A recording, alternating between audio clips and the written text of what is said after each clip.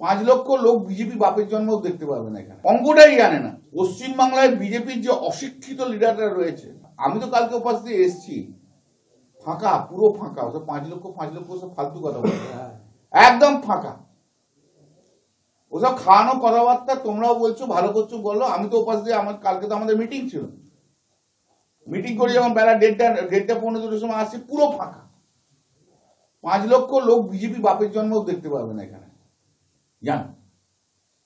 পশ্চিমবাংলায় বিজেপি 5 লক্ষ লোক একসঙ্গে দেখতেও পাবে না, জানেই না 5 লক্ষ টাকার কথা, অঙ্কটাই জানে না। যে যা ইচ্ছে মতো বলে যাচ্ছে বলুক।